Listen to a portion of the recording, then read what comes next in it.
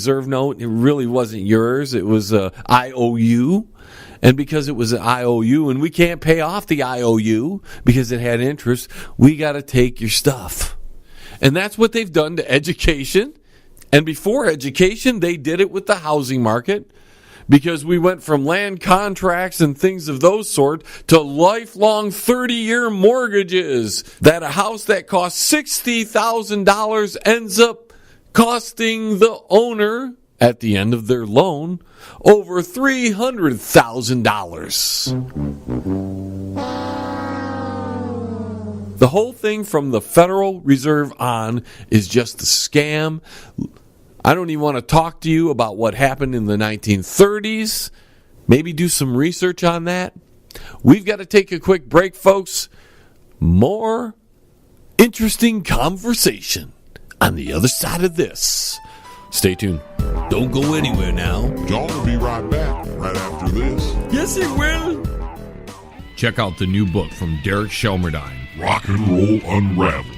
It tells the story of rock and roll from its roots right up until the mid-70s punk. Rock and Roll Unraveled. Not just the music, but also the events that shaped the music. Rock and Roll Unraveled. It includes the backgrounds to recording sessions, singles, album releases, births and deaths, epic concerts, and festivals. Rock and Roll Unraveled. Shelmerdine has made a painstaking effort to document pretty much every event that would prove significant in shaping popular music. Rock and Roll Unraveled. Purchase the book at www.rockandrollunraveled.com.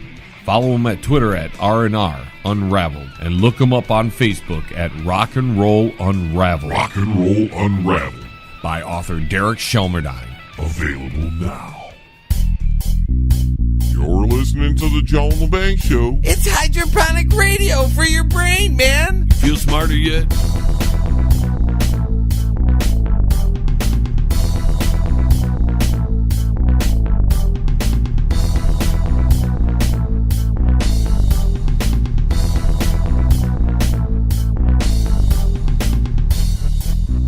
Leroy, there's the grocery store.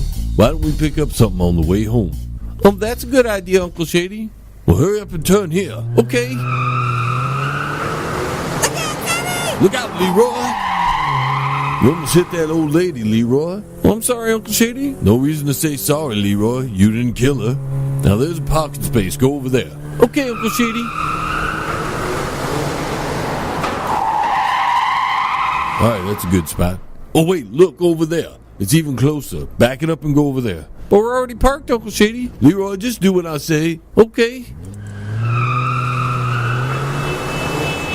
Hurry up, that guy's going to get it before you. That was pretty good driving, Leroy. Oh, thank you, Uncle Shady. Hey, wait a minute.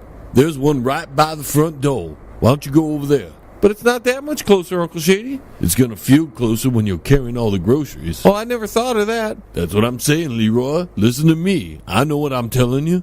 Now hurry up. All right. Look out. Don't hit that lady with the kid in the car. Well, that was close. Hurry up, Leroy. That lady's going to park there first. Give it some gas. All right, now slide it in there. Good job, Leroy. Listen, lady, you don't need the grocery store. The field's over there. Go ahead and graze. See how much closer we are? We only have to walk a few steps and we're in, and then we'll only have to walk a few steps when we're out. Hey, buddy, that was my spot. I didn't see your name on it, and by the look of you, it's probably better you park over there. You need the exercise. Freaking idiot. And the same to your mother. You're listening to the John LeBang Show. It's what's cool on radio.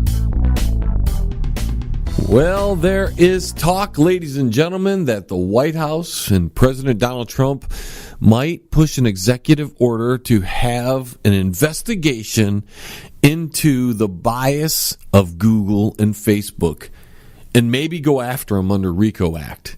I mean, whoo! It is getting heated up.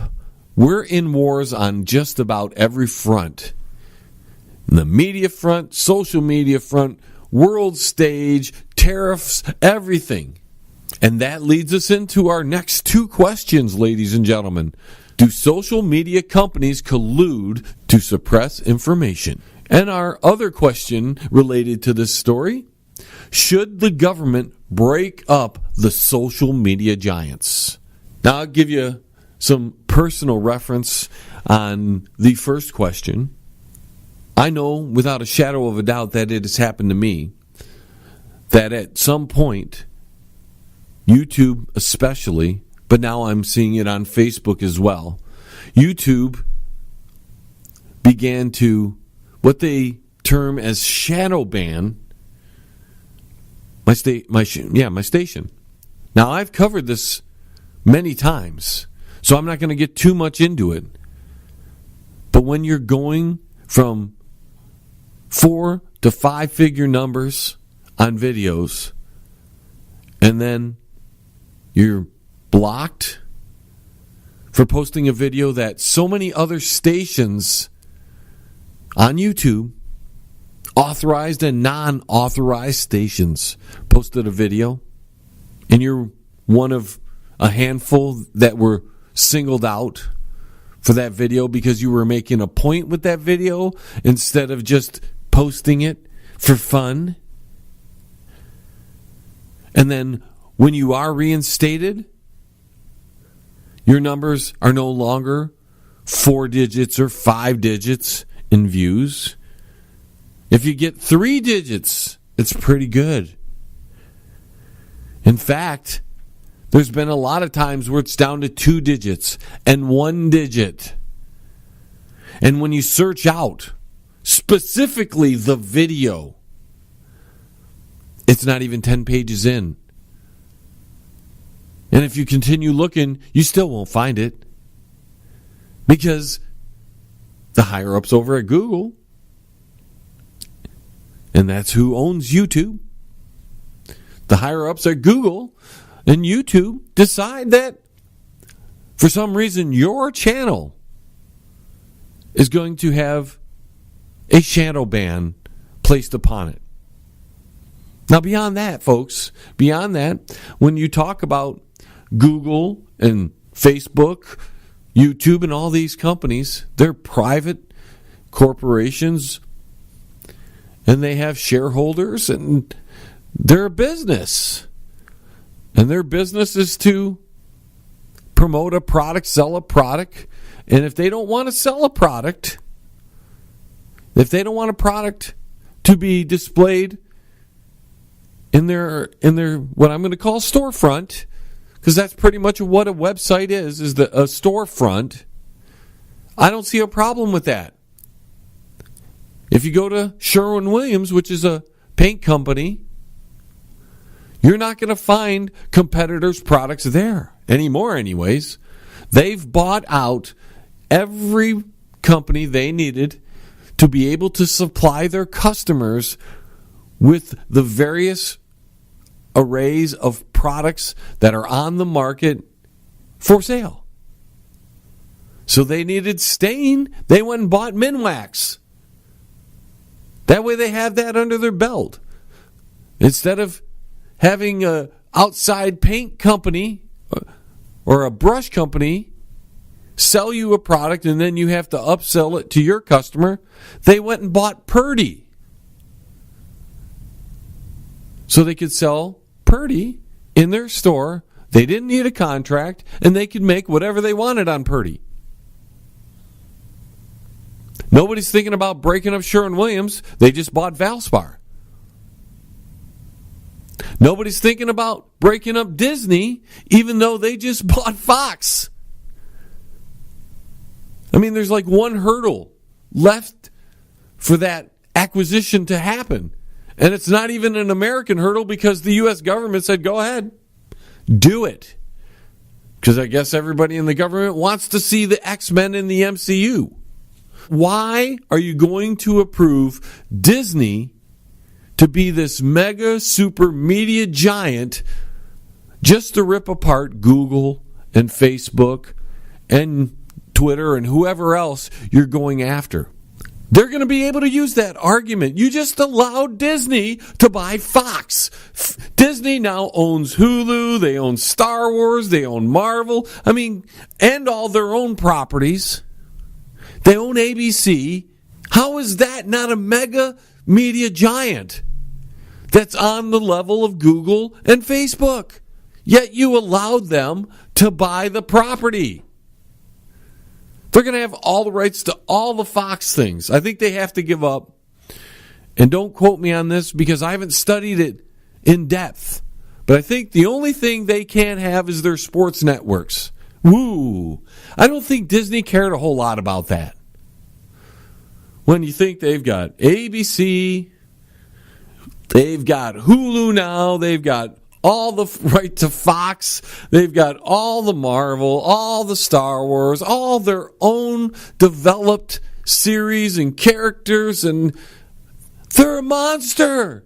Disney's a monster on the level of Google and Facebook and all those, even in many ways far superior. Yet the government allowed them. They allowed them to merge with Fox, to buy Fox out. But they're talking about breaking up Google and Facebook. What kind of hypocrisy is this? I'm all for breaking up Google and Facebook and making more competition in the market. I'm great with that. But you can't do that right after you allow Disney to become one of the largest media outlets in the history of the world, if not the biggest one.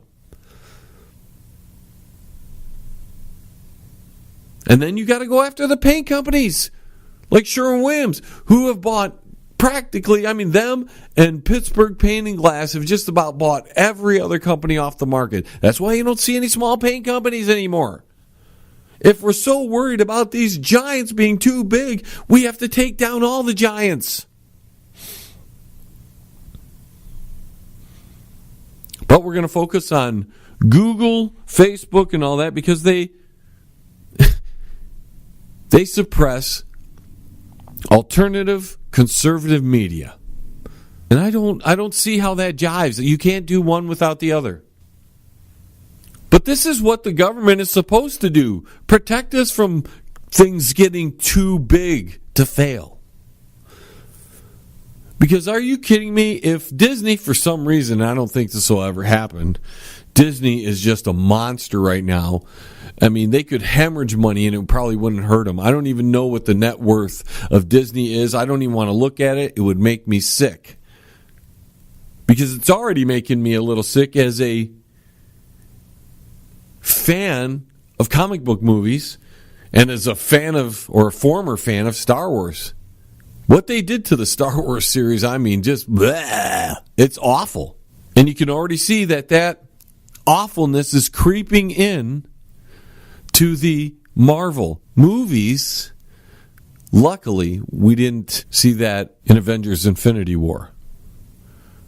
But you didn't see blood. You don't see blood on Heimdall when he gets jacked up by Thanos. You do hear the neck crack in Loki, which was amazing. I was pretty surprised. Thor gets his eye cut out in Ragnarok, and you don't see blood gushing out of his eye. Guess gods don't do that. But like the Black Panther movie was Disneyfied completely.